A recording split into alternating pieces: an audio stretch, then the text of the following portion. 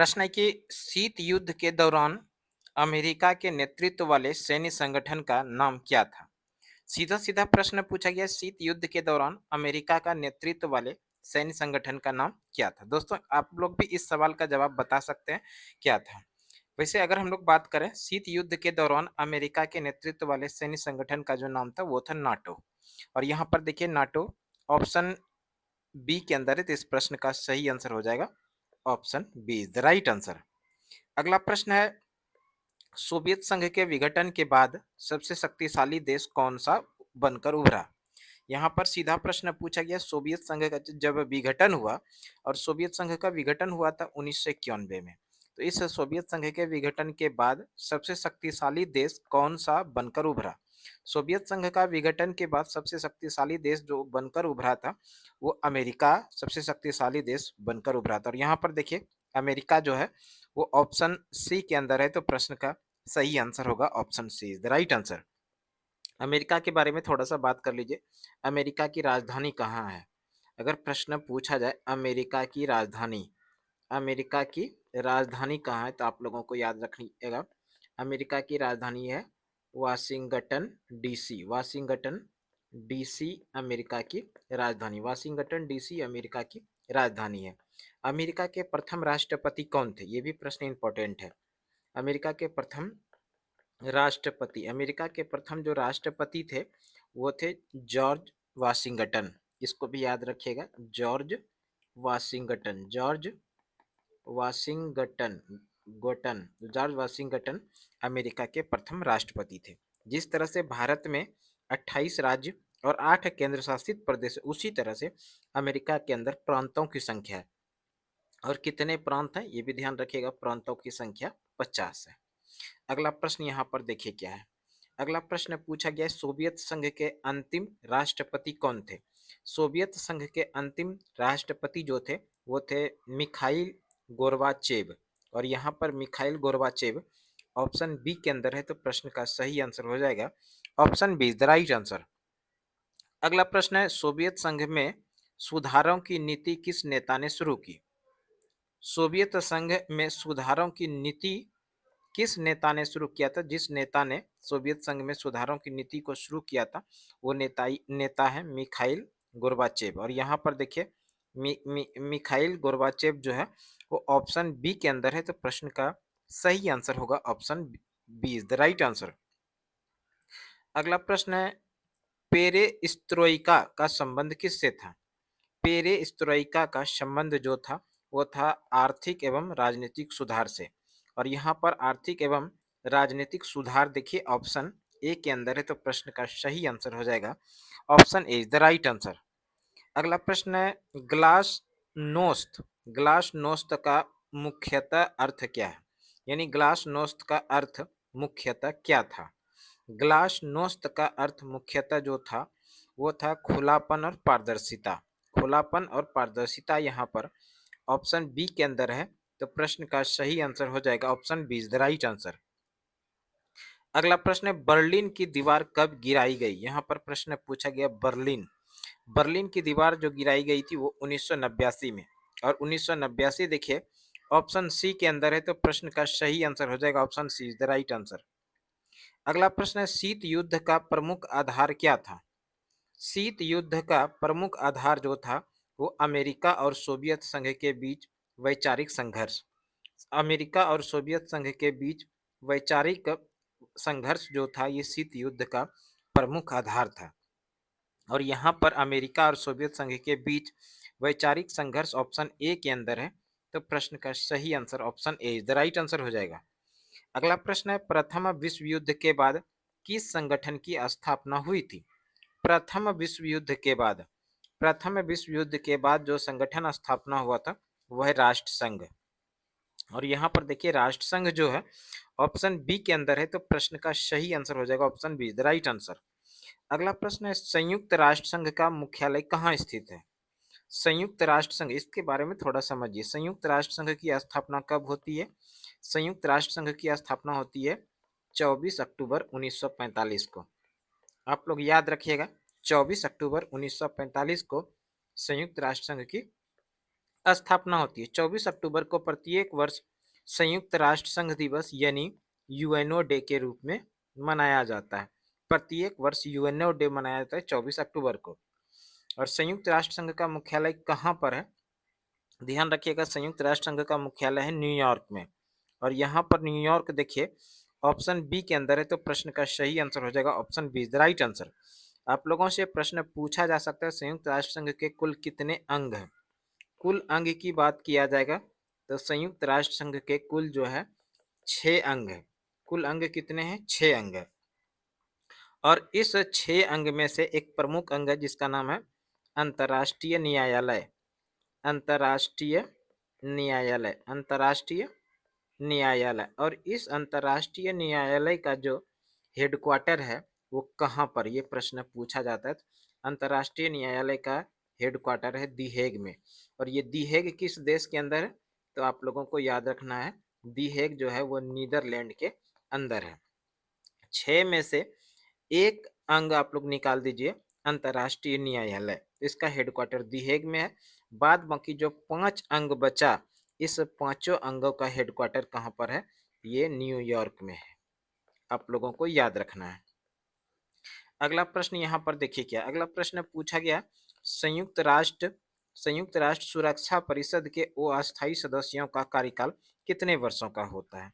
सबसे पहले तो आप लोग समझ जाइए, सुरक्षा परिषद संयुक्त राष्ट्र संघ का ही एक प्रमुख अंग है। सुरक्षा परिषद, ये जो संयुक्त राष्ट्र संघ का प्रमुख अंग है सुरक्षा परिषद, इस सुरक्षा परिषद को दुनिया का पुलिसमैन के नाम से जाना जाता है। दुनिया का पुलिसमैन, सीधा सीधा प्रश्न पूछा जाता है इनमें से दुनिया का पुलिसमैन के नाम से किसको जानते हैं? तो दुनिया का पुलिसमैन के नाम से जानते हैं सुरक्षा परिषद को। और सुरक्षा परिषद के बारे में बात करें तो इस सुरक्षा परिषद के कुल सदस्य की बात करें तो कुल सदस्य सुरक्षा परिषद के कुल सदस्य देश की बात करें तो कुल सदस्य देश जो है वो 15 है। सुरक्षा परिषद के कुल सदस्य देश की संख्या कितना है? 15। और इस कुल सदस्य में से दो तरह के सदस्य हैं, एक तो अस्थाई है, अस्थाई सदस्य देश है जिसकी संख्या कितना है? 5 है। और दूसरा जो है वो अस्थाई है। दूसरा क्या है? वो अस्थाई। और इस अस्थाई सदस्यों की संख्या कितना है? 10 है। और अस्थाई सदस्य देशों की संख्या 10 है जिसका कार्यकाल होता है कितने वर्षों का? तो कार्यकाल होता है 2 वर्षों का। यानी वो अस्थाई सदस्य जो भी बनते हैं उनको 2 वर्ष के लिए चुना जाता है। तो इस तरह से इसको याद रखना है। दुनिया का पुलिसमैन के नाम से किसको जानते हैं? तो सुरक्षा परिषद को दुनिया का पुलिसमैन के नाम से जानते हैं। और सुरक्षा परिषद के कुल सदस्य कितने होते हैं? तो सुरक्षा परिषद के कुल सदस्य जो होते हैं वो 15 होते हैं, जिसमें से कि 5 अस्थाई है और 10 जो है वो अस्थाई है। और वो अस्थाई सदस्य जो होते हैं उनका कार्यकाल कितने वर्षों का होता है? 2 वर्षों का। और प्रश्न के तो यहाँ तो यही तो पूछा गया था, संयुक्त राष्ट्र संघ के वो अस्थायी सदस्यों का कार्यकाल कितने वर्षों का होता है? तो यहाँ पर हम लोग आंसर क्या करेंगे? 2 वर्ष, जो कि ऑप्शन बी के अंदर है। तो प्रश्न का सही आंसर हो जाएगा option B the right answer. इसी में एक सवाल और याद रखेगा, संयुक्त राष्ट्र संघ का जो प्रमुख अंग है सुरक्षा परिषद, जिसमें कि 5 अस्थायी सदस्य हैं, ये अस्थायी सदस्य कौन कौन सा है?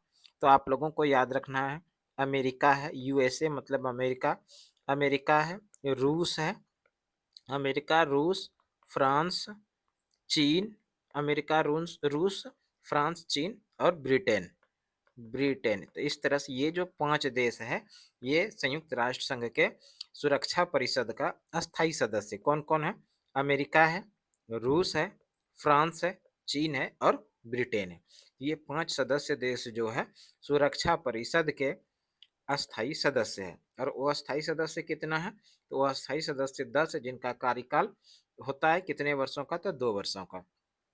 अगला प्रश्न देखिए क्या है। अगला प्रश्न पूछा गया, अंतर्राष्ट्रीय न्यायालय का मुख्यालय कहाँ है? अंतर्राष्ट्रीय न्यायालय संयुक्त राष्ट्र संघ का ही एक प्रमुख अंग है, अंतर्राष्ट्रीय न्यायालय। और इस अंतर्राष्ट्रीय न्यायालय का जो मुख्यालय है वो है द हेग में। और दी हेग देखिए यहाँ पर ऑप्शन ए के अंदर है, तो प्रश्न का सही आंसर हो जाएगा option A is the right answer. अगला प्रश्न है, आईएमएफ का पूरा नाम क्या है? IMF, international monetary fund. International monetary fund यहाँ पर ऑप्शन ए के अंदर है तो प्रश्न का सही आंसर हो जाएगा option A the right answer. International monetary fund IMF का पूरा नाम, यानी इसी को हम लोग बोलेंगे विश्व मुद्रा कोष।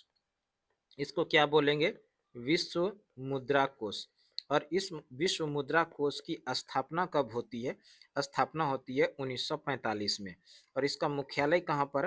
विश्व मुद्रा कोष का जो मुख्यालय है ये है वाशिंगटन डीसी में। कहाँ पर? वाशिंगटन डीसी में विश्व मुद्रा कोष का मुख्यालय है।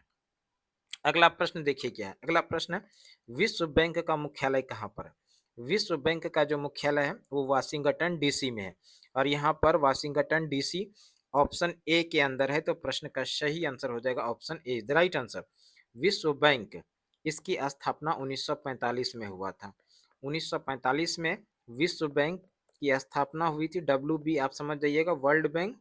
और आईएमएफ इन दोनों का हेडक्वार्टर कहाँ पर है? आईएमएफ यानी इंटरनेशनल मॉनेटरी फंड, इन दोनों का मुख्यालय वाशिंगटन डीसी में है। और इन दोनों संगठन को जुड़वा बहन के रूप में जाना जाता है। इसको भी याद रखिएगा, जुड़वा बहन। जुड़वा बहन के रूप में किस संगठन को जाना जाता है? वह है विश्व बैंक और अंतर्राष्ट्रीय मुद्रा कोष को। अगला प्रश्न देखिए क्या है। अगला प्रश्न यहाँ पर पूछा गया आसियान का संबंध मुख्यतः किस क्षेत्र से है? आसियान का जो संबंध है वो है दक्षिण पूर्व एशिया। दक्षिण पूर्व एशियाई राष्ट्रों का जो संघ है उसी को आसियान कहा जाता है। यहाँ पर ऑप्शन बी के अंदर है दक्षिण पूर्व एशिया। तो प्रश्न का सही आंसर हो जाएगा option B the right answer. अगला प्रश्न है आसियान की स्थापना कब हुई? आसियान की स्थापना हुई थी 1967 में। और 1967 देखिए ऑप्शन बी के अंदर है। तो प्रश्न का सही आंसर होगा option B the right answer. अगला प्रश्न है सार्क में कुल कितने सदस्य देश हैं? सार्क में कुल सदस्य देश की बात करें तो सार्क में कुल 8 सदस्य देश हैं। 8 यहाँ पर ऑप्शन सी में है। तो प्रश्न का सही आंसर हो जाएगा option C is the right answer. अगर हम लोग इसी में थोड़ा सा डिटेल की बात करें, सार्क की स्थापना कब होती है? सार्क की स्थापना होती है 8 दिसंबर 1885 को। सार्क की स्थापना जो हुई थी कहाँ पर हुई थी? और पहला सम्मेलन भी हुआ था, ये ढाका में हुआ था, जो कि बांग्लादेश की राजधानी है। सार्क का प्रथम सम्मेलन कहाँ पर हुआ था? तो बांग्लादेश की जो राजधानी ढाका, यहीं पर प्रथम सम्मेलन हुआ था। अगर इसका हेडक्वार्टर की बात करें, इसका मुख्यालय कहाँ पर है? तो इसका मुख्यालय काठमांडू में। काठमांडू। और ये काठमांडू जो है नेपाल की राजधानी है। तो इसको भी आप लोग याद रखिएगा। अब प्रश्न आएगा कि सार्क के कौन कौन से सदस्य देश हैं? सार्क के सदस्य देश कितने हैं? 8। तो कौन कौन से देश हैं? तो इसको याद रखने के लिए हम आप लोगों को एक शॉर्ट ट्रिक बता रहे हैं। शॉर्ट ट्रिक है पीएनबी से बीमा कराओ। क्या शॉर्ट ट्रिक है? पीएनबी से बीमा कराओ। इस शॉर्ट ट्रिक के माध्यम से सार्क के 8 देशों का नाम आप बेहद ही आसानी से याद रख सकते हैं। देखिए यहाँ पर जो पी है, इस पी से हो जाएगा पाकिस्तान। पी से क्या हो गया? पाकिस्तान। एन जो है, इस एन से हो जाएगा नेपाल। और यहाँ पर जो बी है, इस बी से हो जाएगा बांग्लादेश। बी से क्या हो गया? बांग्लादेश। और एस ई जो है, इस एस ई से हो जाएगा श्रीलंका। एस ई से क्या हो गया?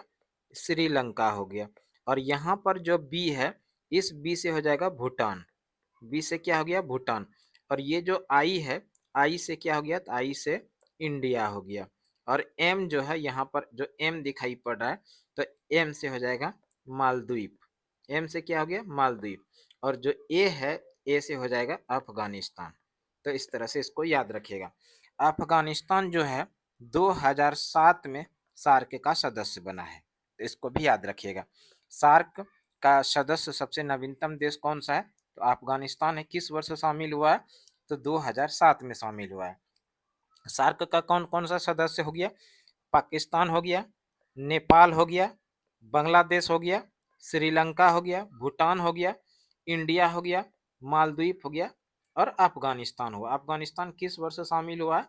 तो 2007 में अफगानिस्तान शामिल हुआ है सार्क में। सार्क का ही अन्य नाम है। क्या नाम है? सार्क का अन्य नाम की बात करें तो सार्क का अन्य नाम है दक्षेस। तो इसको आप लोगों को याद रखना है। अगला प्रश्न देखिए क्या है। अगला प्रश्न यहाँ पर पूछा गया है चीन में साम्यवादी क्रांति कब हुई? चीन में साम्यवादी क्रांति जो हुई थी, ये हुई थी 1949 में। और यहाँ पर 1949 देखिए ऑप्शन सी के अंदर है, तो प्रश्न का सही आंसर हो जाएगा option C, the right answer. अगला प्रश्न पूछा गया है, चीन में साम्यवादी क्रांति के नेता कौन थे? चीन में साम्यवादी क्रांति के जो नेता थे वो थे जोडेंग। माओ जोडेंग चीन में साम्यवादी क्रांति के नेता थे। माओ जोडेंग ऑप्शन ए के अंदर है, तो प्रश्न का सही आंसर हो जाएगा option A, is the right answer. अगला प्रश्न पूछा गया, चीन में आर्थिक सुधारों की शुरुआत मुख्यतः किस नेता के नेतृत्व में की? चीन में आर्थिक सुधारों की शुरुआत मुख्यतः किस नेता के नेतृत्व में की गई? तो ध्यान रखिएगा, चीन में आर्थिक सुधारों की जो शुरुआत हुई थी, ये मुख्यतः जो शुरुआत किया गया था सियाओपिंग के नेतृत्व में, जो कि ऑप्शन बी में है। तो प्रश्न का सही आंसर हो जाएगा option B, the right answer. अगला प्रश्न है यहाँ पर, भारत की विदेश नीति में पंचशील का संबंध किससे है? भारत की विदेश नीति में पंचशील का जो संबंध है वो है शांतिपूर्ण सह अस्तित्व, जो कि ऑप्शन ए के अंदर है। तो प्रश्न का सही आंसर हो जाएगा option A, is the right answer. देखिए अगला प्रश्न यहाँ पर क्या है? अगला प्रश्न है, भारत ने पहला परमाणु परीक्षण कहाँ किया था? भारत ने पहला परमाणु परीक्षण जो किया था, ये किया था पोखरण में। और यहाँ पोखरण देखिए पोखरण ऑप्शन ए के अंदर है। तो प्रश्न का जो सही आंसर हो जाएगा वो हो जाएगा option A, the right answer. यानी पोखरण में भारत ने अपना पहला परमाणु परीक्षण किया था। अगला प्रश्न है कि भारत का पहला परमाणु परीक्षण किस वर्ष हुआ? भारत का पहला परमाणु परीक्षण जो हुआ था, ये हुआ था 1974 में। और यहाँ पर 1974 देखिए ऑप्शन सी के अंदर है। तो प्रश्न का सही आंसर जो होगा वो हो जाएगा option C, the right answer. अगला प्रश्न पूछा गया है, भारत ने दूसरा परमाणु परीक्षण किस वर्ष किया? भारत ने दूसरा परमाणु परीक्षण 1998 में किया था। और यहाँ पर 1998 देखिए ऑप्शन डी के अंदर है। तो प्रश्न का सही आंसर हो जाएगा option D, the right answer. अगला प्रश्न पूछा गया है यहाँ पर, 1974 के भारत के परमाणु परीक्षण को किस नाम से जाना जाता है? 1974 में जो भारत का पहला परमाणु परीक्षण पोखरण में हुआ था, इसका कोड नेम क्या था? इसका कोड नेम दिया गया था, वो दिया गया था स्माइलिंग बुद्धा। और यहाँ पर स्माइलिंग बुद्धा देखिए ऑप्शन बी के अंदर है। तो प्रश्न का सही आंसर हो जाएगा option B, the right answer. Bharat का पहला परमाणु परीक्षण कहाँ पर हुआ था? अभी हम लोग पढ़े थे, भारत का पहला परमाणु परीक्षण पोखरण में हुआ था। पोखरण में किस वर्ष हुआ था? 1974 में दिया था। और इसका जो कोड नेम दिया गया था वो दिया गया था स्माइलिंग बुद्धा, जो कि ऑप्शन बी में है। तो प्रश्न का सही आंसर हो जाएगा option B, the right answer. अगला प्रश्न पूछा गया है, भारत पाकिस्तान के बीच ताशकंद समझौता किस वर्ष हुआ था? भारत पाकिस्तान के बीच ताशकंद समझौता भारत पाकिस्तान के बीच ताशकंद समझौता जो हुआ था, ये हुआ था 1966 में। भारत पाकिस्तान के बीच ताशकंद समझौता किस वर्ष हुआ था? 1966 में। और 1966 देखिए यहाँ पर ऑप्शन बी के अंदर है। तो प्रश्न का सही आंसर हो जाएगा option B, the right answer. अगला प्रश्न यहाँ पर पूछा गया, ताशकंद समझौता के समय भारत के प्रधानमंत्री कौन थे?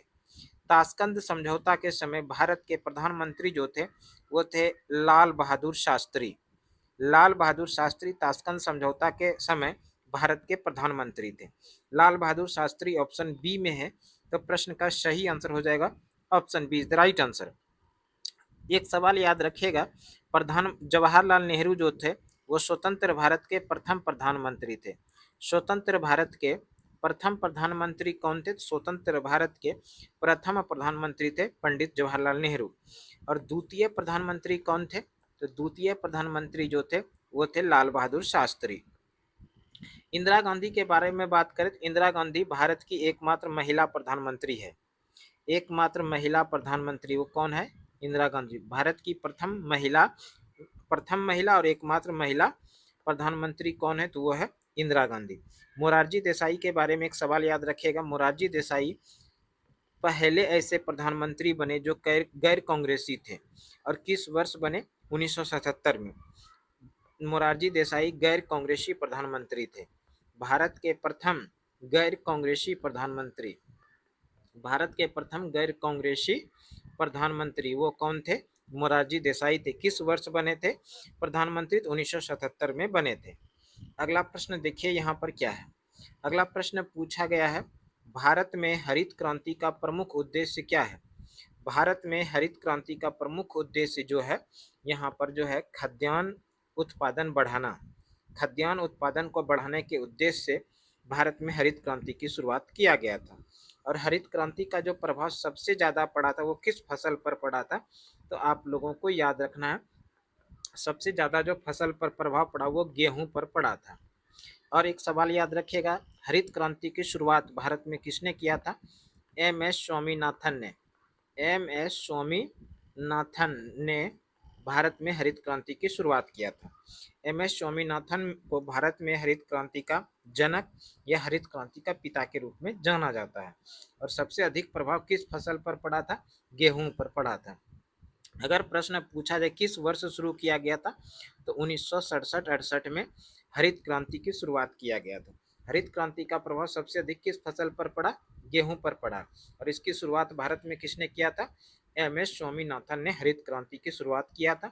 इसलिए एम एस स्वामीनाथन को भारत में हरित क्रांति के जनक या हरित क्रांति के पिता के नाम से जाना जाता है। देखिए अगला प्रश्न क्या है, भारत में हरित क्रांति के प्रमुख वैज्ञानिकों में किसका नाम लिया जाता है? यानी वही प्रश्न है, भारत में हरित क्रांति के प्रमुख वैज्ञानिकों में जो नाम लिया जाता है वो नाम लिया जाता है एम एस स्वामीनाथन को। एम एस स्वामीनाथन यहाँ पर देखिए ऑप्शन ए के अंदर है, तो प्रश्न का सही आंसर हो जाएगा option A is the right answer. अगला प्रश्न देखिए क्या है। अगला प्रश्न पूछा गया, भारत में नियोजित विकास का मुख्य साधन क्या था? भारत में नियोजित विकास का मुख्य साधन जो था वो पंचवर्षीय योजना है। और यहाँ पर पंचवर्षीय योजना देखिए ऑप्शन ए के अंदर है, तो प्रश्न का सही आंसर हो जाएगा option A is the right answer. अगला प्रश्न है, योजना आयोग की स्थापना कब हुई? योजना आयोग के बारे में बात करें तो योजना आयोग की स्थापना हुई थी 15 मार्च 1950 को। 15 मार्च 1950 को योजना आयोग की स्थापना हुई थी। और 2014 में योजना आयोग को समाप्त कर दिया गया। और इस योजना आयोग के स्थान पर एक नया आयोग लाया गया जिसका नाम है, स्थान पर एक नया आयोग लाया गया जिसका नाम है नीति आयोग। नीति आयोग, नीति आयोग। योजना आयोग के स्थान पर किसकी स्थापना किया गया? नीति आयोग का। और नीति आयोग की स्थापना किस वर्ष हुई? तो 1 जनवरी 2015 ईस्वी को नीति आयोग की स्थापना हुई थी। यहाँ पर प्रश्न पूछा गया था योजना आयोग की स्थापना कब हुई? और 1950 यहाँ पर देखिए ऑप्शन बी के अंदर है, तो प्रश्न का सही आंसर हो जाएगा option B is the right answer. अगला प्रश्न, योजना आयोग के स्थान पर किस संस्था का गठन किया गया? योजना आयोग के स्थान पर जो संस्था का गठन किया गया वो नीति आयोग का गठन किया गया। और यहाँ पर नीति आयोग देखिए ऑप्शन बी के अंदर है, तो प्रश्न का सही आंसर हो जाएगा option B is the right answer. NITI Aayog की स्थापना कब होती है? तो 1 जनवरी 2015 ईस्वी को नीति आयोग की स्थापना होती है। नीति आयोग के अध्यक्ष कौन होते हैं? तो नीति आयोग के जो अध्यक्ष होंगे, देश के जो प्रधानमंत्री होंगे, देश के प्रधानमंत्री होंगे वही नीति आयोग के अध्यक्ष होंगे। अगला प्रश्न देखिए क्या है। अगला प्रश्न पूछा गया है, भारत में पहली पंचवर्षीय योजना कब शुरू हुई? भारत में पहली पंचवर्षीय योजना जो शुरू हुई वो 1951 में शुरू हुई। और 1951 देखिए यहाँ पर ऑप्शन सी के अंदर है, तो प्रश्न का सही आंसर हो जाएगा option C is the right answer. पहली पंचवर्षीय योजना का टाइम जो पीरियड है वो 1951 से 1956 है। पहली पंचवर्षीय योजना में किसको प्राथमिकता दिया गया? तो आप लोगों को ध्यान रखना है, कृषि को प्राथमिकता दिया गया था। अगला प्रश्न यहाँ पर, पहली पंचवर्षीय योजना में किस क्षेत्र को अधिक प्राथमिकता दी गई? वही प्रश्न पूछा गया, पहली पंचवर्षीय योजना में किस क्षेत्र को? तो कृषि के क्षेत्र को सबसे ज्यादा प्राथमिकता दिया गया। और यहाँ पर कृषि देखिए ऑप्शन ए के अंदर है, तो प्रश्न का सही आंसर हो जाएगा option A is the right answer. अगला प्रश्न पूछा गया, भारतीय राजनीति में कांग्रेस प्रणाली की अवधारणा किसने दी? भारतीय राजनीति में कांग्रेस प्रणाली की जो अवधारणा दी है वो रजनी कोठारी ने दी है। यहाँ पर रजनी कोठारी देखिए ऑप्शन ए के अंदर है, तो प्रश्न का सही आंसर हो जाएगा option A is the right answer. अगला प्रश्न पूछा गया है, भारत में कांग्रेस का विभाजन किस वर्ष हुआ? यानी ये जो प्रश्न है स्वतंत्रता के बाद की बात किया जा रहा है। स्वतंत्रता के बाद कांग्रेस का जो विभाजन हुआ था वो 1969 में हुआ था। और यहाँ पर 1969 देखिए ऑप्शन बी के अंदर है, तो प्रश्न का सही आंसर हो जाएगा option B, the right answer. अगला प्रश्न, 1969 में कांग्रेस का विभाजन किन दो गुटों में हुआ? कांग्रेस एन और कांग्रेस ओ, ये दो गुट बन गया था, जो कि ऑप्शन डी के अंदर है, तो प्रश्न का सही आंसर हो जाएगा option D, the right answer. अगला प्रश्न पूछा गया है 1967 के आम चुनावों का प्रमुख राजनीतिक परिणाम क्या था? 1967 के आम चुनावों का प्रमुख राजनीतिक कारण जो था ये है कि कई राज्यों में गैर कांग्रेसी सरकार बनी, जो कि ऑप्शन बी के अंदर है, तो प्रश्न का सही आंसर हो जाएगा option B, the right answer. अगला प्रश्न है गरीबी हटाओ का नारा किसने दिया था? यानी किनके शासनकाल में, किस प्रधानमंत्री के समय में गरीबी हटाओ का नारा दिया गया था, इस तरह का ये प्रश्न है। तो ये प्रधानमंत्री थी इंदिरा गांधी। इंदिरा गांधी प्रधानमंत्री के समय में गरीबी हटाओ का नारा दिया गया था। देखिए अगला प्रश्न क्या है। अगला प्रश्न पूछा गया 1977 के आम चुनावों में किस पार्टी या गठबंधन को सफलता मिली? 1977 के आम चुनावों में जिस पार्टी को या गठबंधन को सफलता मिली वो पार्टी है जनता पार्टी। और जनता पार्टी यहाँ पर ऑप्शन बी के अंदर है, तो प्रश्न का सही आंसर हो जाएगा option B, the right answer. अगला प्रश्न देखिए क्या है। अगला प्रश्न है भारत में राष्ट्रीय आपातकाल किस अनुच्छेद के तहत लगाया गया था? भारत में राष्ट्रीय आपातकाल जो लगाया जाता है वहां पर जो अनुच्छेद है वो अनुच्छेद है 352। राष्ट्रीय आपातकाल अनुच्छेद 352 के द्वारा लगाया जाता है। अगर बात कर लें अनुच्छेद 356 जो है ये राष्ट्रपति शासन से संबंधित है। राष्ट्रपति शासन, राष्ट्रपति शासन जो लगाया जाता है वो किस अनुच्छेद के द्वारा? तो अनुच्छेद 356 के द्वारा। और आगे हम लोग बात करें अनुच्छेद 360 जो है इसके द्वारा वित्तीय आपात से संबंधित प्रावधान है। वित्तीय आपात, वित्तीय आपात, वित्तीय आपात का जो प्रावधान है वो अनुच्छेद 360 के अंदर है। और 368 जो है इस 368 अनुच्छेद के द्वारा संविधान में संशोधन किया जाता है, इसको भी याद रखिएगा। संविधान में संशोधन, संविधान में संशोधन, संविधान में जो संशोधन किया जाता है तो उसके लिए कौन सा अनुच्छेद लगाया जाता है? अनुच्छेद 368 लगाया जाता है। और राष्ट्रीय आपातकाल जो है अनुच्छेद 352 के द्वारा लगाया जाता है। अपने देश के अंदर अभी तक में 3 बार राष्ट्रीय आपातकाल लागू किया गया है। कितनी बार? तो 3 बार। पहली बार जो लागू किया गया था 1962 में, जिस समय भारत और चीन के बीच में युद्ध हुआ था। इंडिया और चाइना, इंडिया और चाइना के बीच में जो पहली बार युद्ध हुआ था 1962 में, इसी समय फर्स्ट टाइम राष्ट्रीय आपात लागू किया गया था। तो ये भी याद रखिएगा भारत के अंदर में अभी तक कितनी बार राष्ट्रीय आपात लागू किया गया है? तो 3 बार। पहली बार कब? 1962 में जब चाइना ने पंचशील का उल्लंघन किया था, तो इस समय देश के अंदर पहली बार राष्ट्रीय आपातकाल लागू किया गया था। बात कर ले दूसरी बार, सेकेंड टाइम कब लागू किया गया? दूसरी बार 1971 में, जिस समय भारत और पाकिस्तान के बीच में युद्ध हो रहा था।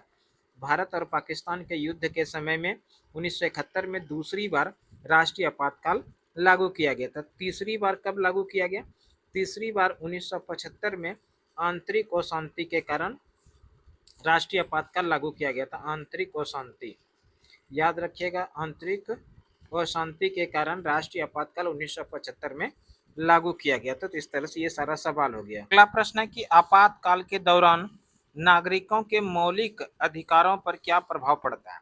सीधा सीधा प्रश्न है, आपातकाल के दौरान नागरिकों के मौलिक अधिकारों पर क्या प्रभाव पड़ता है? ध्यान रखिएगा आपातकाल के समय नागरिकों के मौलिक अधिकार पर जो प्रभाव पड़ता है, कुछ मौलिक अधिकार पर प्रतिबंध लगा दिया जाता है, कुछ मौलिक अधिकार पर, जो कि यहाँ पर है ऑप्शन बी के अंदर ऐसा ऑप्शन। तो प्रश्न का जो सही आंसर हो जाएगा वो हो जाएगा option B, the right answer.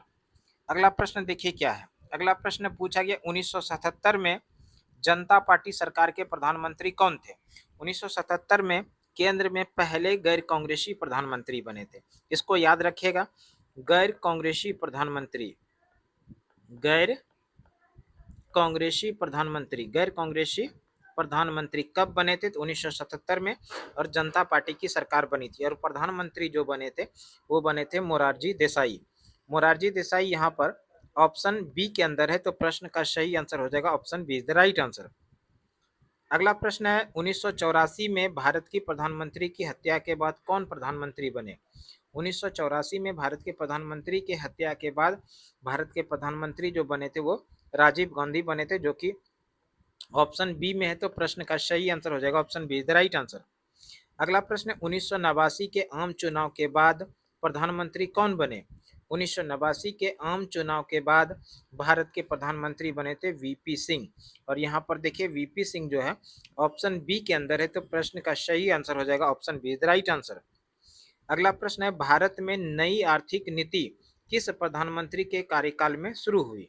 सीधा सीधा प्रश्न पूछा गया, भारत में नई आर्थिक नीति की शुरुआत जो हुआ किस प्रधानमंत्री के समय में शुरू हुआ था?